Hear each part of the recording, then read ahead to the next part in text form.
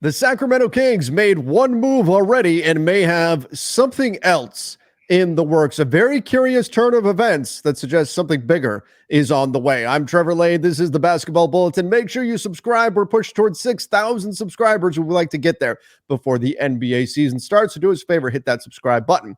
Joining me is Donnie Freeman. Donnie, how you doing? Some weirdness going on right now with the Sacramento Kings, but it's exciting weirdness because it means something is afoot. Yeah, definitely. I mean, I saw that Kings fans are kind of questioning this move overall, but for me, I grew up in the Sacramento area, so just seeing them doing anything is always exciting because there was a long period where things didn't look good. So hopefully this is a precursor of something good to come. So here's what happened. The Kings made a trade. This is from the Sacramento Bee. The Kings traded Jalen McDaniels and a second round pick plus cash to the San Antonio Spurs. Now, how much cash, we're not sure yet, but plus cash to the Spurs. The Spurs are going to waive McDaniels. Basically, the Spurs are taking whatever the difference is between the cash Sacramento sent them and the price of McDaniels' salary, which is $4.7 million. That's how much money the Spurs are paying for a second-round pick, essentially. And they're using their mid-level exception, which this year is the first year you can now use it as a trade exception, which is exactly what the Spurs are doing here. So the Spurs side of this is easy. The Spurs are buying a second-round pick with however much money they have to pay after you factor in the fact that Sacramento gave them cash. That's easy. Now, the Kings side is really interesting because the Kings attached a couple of second-round picks to Sasha Vezenkov in addition to Davion Mitchell in order to jettison Vezenkov to the Raptors. Coming back from the Raptors was McDaniels. So the Kings were already out a couple of seconds. Vezenkov wound up getting waived for nothing. He gave back all of his money to the Raptors, and now the Kings are taking another second and attaching it to McDaniels. This gets them now, according to Bobby Marks, $5.8 million below the luxury tax threshold. That tells me, Donnie, something is coming because the Kings were already fine. They were $1.1 million below the luxury tax threshold, and that was with 14 players on the roster. They didn't have to add anybody. Now they have 13 guaranteed contracts on their books. They must add someone. They have to reach that league minimum of 14, and now they have $5.8 million in wiggle room to do so. Donnie, the Kings are up to something. This move on its own makes no sense. That tells you there's a reason why they're doing it. There has to be a reason, which means something else is on the way. What do you think the Kings are up to here? yeah, there's always the off chance that they're just being weird because, like I said, Kings just have that type of track record where they just do weird stuff sometimes. But I mean, aside from that, I do think something's coming. It's questionable as to what that really is. I mean, they went out, added DeMar DeRozan this offseason. They've been surprisingly good for the last couple of seasons after the addition of Sabonis and Monk, and they've been really good, and I like it. But in terms of what's available, that's really the question is what can they even really do? Maybe it's some player that we didn't know was on the market or was available, or maybe they're going to make an offer to another team that, another team couldn't make up to this point or hasn't tried to make for a certain player. Maybe that's the thing. But when I see this, I question the fit, but I kind of look at a player like Ingram. Maybe something is there. Maybe they could try to put together a package for him. We'd have to obviously figure out how to make the salaries work. But at the same time, they're not a apron team, so they're not dealing with some of those other restrictions. So I look at Ingram. Like I said, I kind of question the fit. It could be a situation similar to the Knicks where they're just trying to load up on top-end talent, push as much as they can. But I think that the situation in terms of conferences makes a difference here. So I'm not sure that the Kings should try to go do something like that when they already just picked up DeRozan as well. But that's one of the things I thought about for sure. Well, and this is why, the Kings having a little bit of wiggle room under the luxury tax, that certainly helps. But I don't know that, like Brandon Ingram is $36 million in salary. That's a lot to try to get up to. Now we can say Kevin Huerter because the Kings they're okay at the guard position. Could you build something off of Kevin Huerter's salary that's $16.8 million? Maybe you do something there. But the Kings don't want to give up Keegan Murray. If I'm the Kings, there's no way in hell I'm giving up Keegan Murray for Brandon Ingram on a one-year remaining deal, and you've got to pay him for his next contract. Keegan Murray's untouchable in those trade talks if I'm Sacramento. So now we're talking about building something off of Kevin Huerter, stacking up Trey Lyles. I don't. It's tough to make the math quite get there. Assuming you're obviously not parting with DeRozan, Malik Monk, Sabonis, Fox. But I think you're onto something in that it could be a wing type player that the Kings go after. And there's a few guys that are out there. Could this be, what about a Kyle Kuzma move? He's right around that $20 million range where maybe you could build something to get up to him. Could we be talking about, Jeremy Grant's contract is a bit up there. Is it easier to get to a Jeremy Grant deal? What about Cam Johnson with the Brooklyn Nets? To me, and you and I were talking about this a little bit off air, Donnie, to me, for the Sacramento Kings, the type of move that you'd be making to go and add somebody with this additional flexibility that you've now created. Again, you spent a second round pick for a reason. You don't throw away second round picks in the NBA for nothing. You do it for a reason. It could be as simple as, hey, they really want flexibility for the remainder of the season, and who knows what's coming. Yeah. I don't see the urgency why they would have to do that right now then.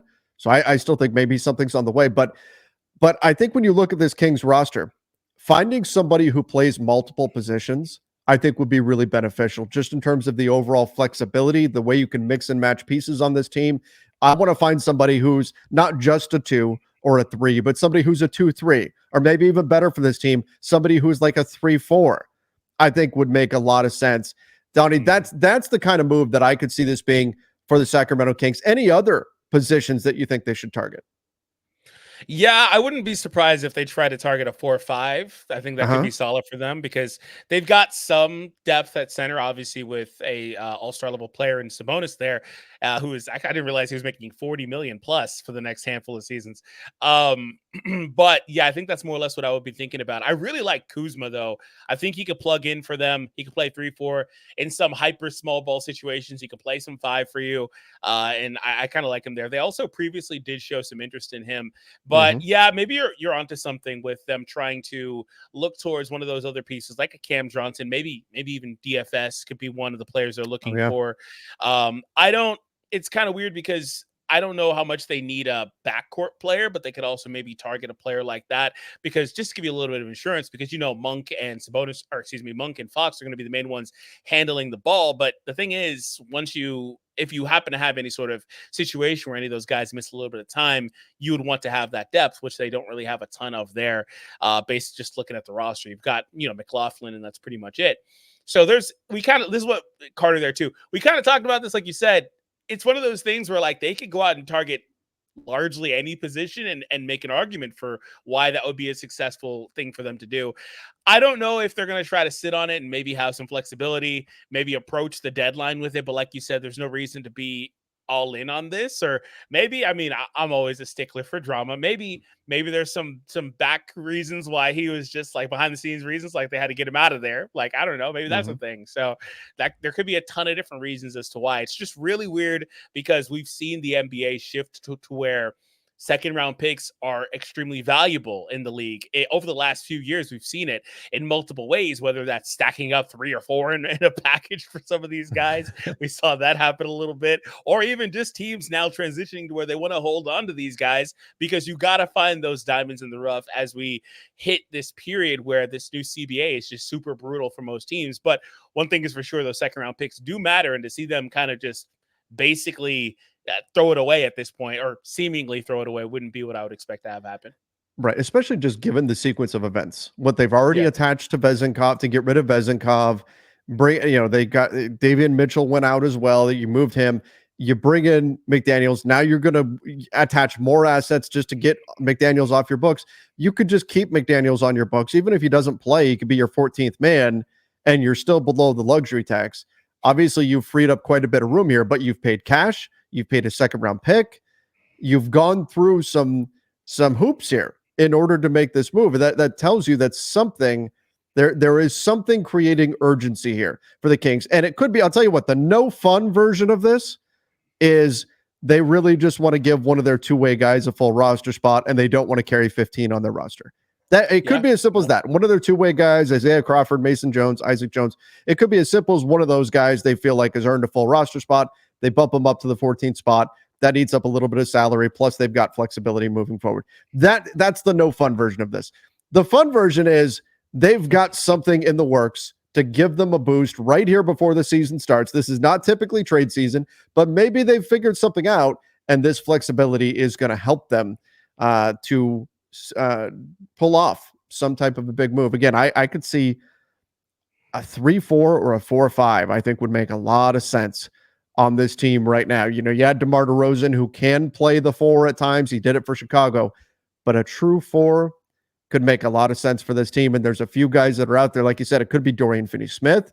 And if you're willing to part with Kevin Huerter, that's a pretty solid chunk of change that you can build a deal off of for a player that's making, you could target somebody that's making in the, say, $20 million range, and off you go. So this is a really fascinating move, Donnie, that I think could just be the tip of the iceberg. I hope that the next time we come back here for the Basketball Bulletin, it's breaking news. The Kings have just pulled off a trade for player X, and it's somebody really cool, because that would be a lot of fun before the season gets started. Yeah, definitely. Rapid fire. Just name somebody. Who do you think they're going to trade for? When you said Dorian Finney-Smith, that name makes a lot of sense to me. I think, though, the one I'm going to land on, I'm going to say it's Cam Johnson. I'm going to say Cam Johnson with the Brooklyn Nets. I think he makes a lot of sense on this team. The three-point shooting, he fits in with that mold. Maybe he's not quite a true 4, but we know he's available. The Nets are willing to move on from him. They were non-committal about keeping him at media day. I think Cam Johnson makes some sense here. Yeah, he was actually my pick too. Adding another guy like him that can defend on the ball, on the wing, and stuff like that. I and shooting, all that stuff. Athletic, a little bit of like a Swiss Army knife type player, I think will be really good for this team. And I'm looking forward to it if they can pull it off. But he was the one I thought about. Honorable mention for me would have been Kuz. I think, like I said, Kuz is a good one too. So definitely. Well, and like you said, they had interest in Kyle Kuzma in the past. He would make some sense as well for this team. I think ideally, because they added DeRozan, I want somebody who can defend like crazy while shooting the 3. So in that sense, like a Cam Johnson, Dorian Finney-Smith's the better defender of the 2. I just think Cam Johnson's got more upside, more ceiling than DFS does. But if you can find somebody who can really defend at that 4 position, that'd be interesting if I'm Sacramento. All right, everybody, but let us know your thoughts in the comments. What do you think the Sacramento Kings are up to? Clearly something is going on here for them to make this move the way that they did in order to free up a little bit of wiggle room. It cost them cash. It cost them a second-round pick. You don't do that for nothing. Unless we are, I don't know, Donnie, you grew up in the area. Unless we're going back to the days of the Kings, then yes, they would occasionally do stuff that made absolutely no sense whatsoever with no rhyme or reason towards it. I hope for the sake of Kings fans, I hope that is not what's going on here, because that will bring back some PTSD. But thank you, everybody, for joining us. Don't forget to subscribe. See ya. Stay safe.